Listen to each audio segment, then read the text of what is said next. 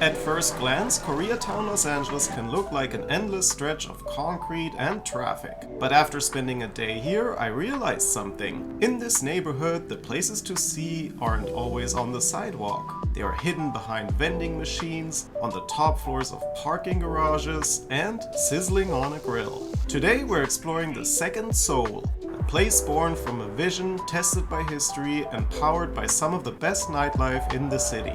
I'm Chris, and this is Koreatown, Los Angeles. To understand this place, you have to start at the intersection of Olympic and Normandie. In the 1970s, a visionary named Hi Duk Lee bought 5 blocks here to create a hub for the growing Korean community. He even imported 10,000 blue roof tiles from Korea for his restaurant, the VIP Palace, which is now the famous Oaxacan spot Guelaguetza. Just across the street is Dawoljong, a traditional gazebo built by South Korean craftsmen using ancient joinery without a single nail or screw. Even if the gate is closed, you can still get a perfect view of it from the sidewalk. It stands as a quiet symbol of the harmonious gathering Lee imagined over 50 years ago. Keep an eye out for these pillars on the sidewalk along Olympic Boulevard nearby. They're marked with the neighborhood's name and some historical information.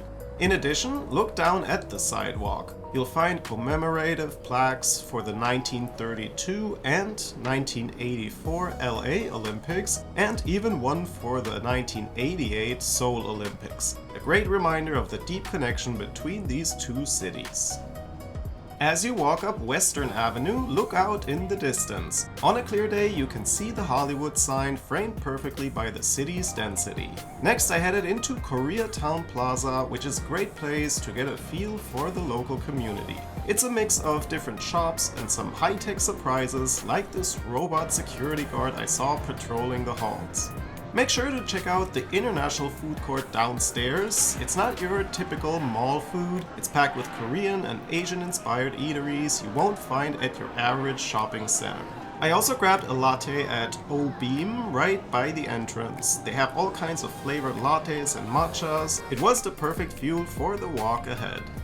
For lunch, I went to Sun Nong Dan, and this place was super busy. I ordered the medium galbi jim, marinated prime ribs with potatoes, rice cakes, and their secret sauce. It's $99.99 and an additional $8 to add the cheese. Watching them use a blowtorch to melt a mountain of cheese right at the table makes for a fun experience. They say it feeds 2 to 3 people, but I would say even with 4, it's plenty of food. It's rich and savory, and I can certainly recommend this place for a delicious meal.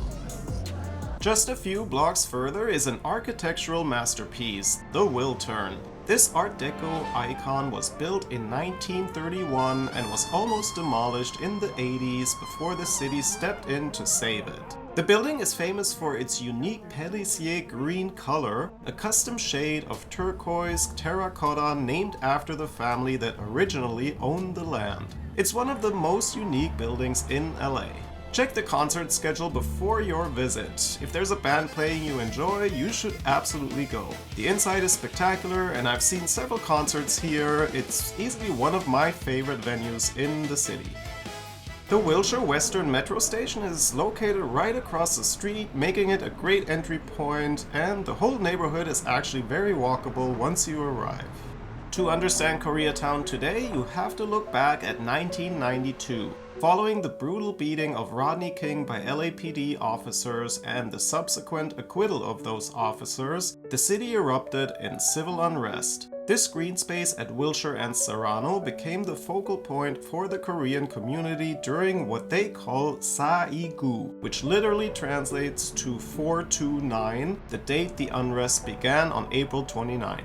With the neighborhood largely left to fend for itself, the Radio Korea building here became a lifeline, communication hub where people called in to coordinate defense and help. It was a time of immense pain and damage, but afterwards the community came together to rebuild the whole neighborhood.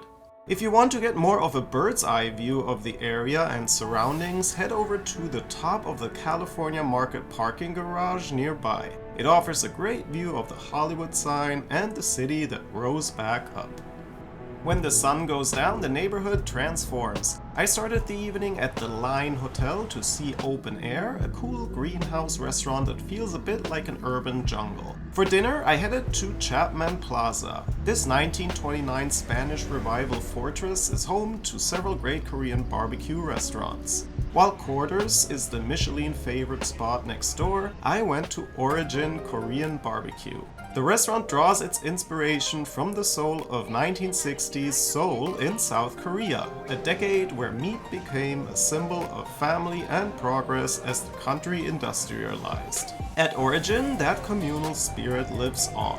We got the Duo special for $99, which included prime short rib, brisket, pork belly, and bulgogi.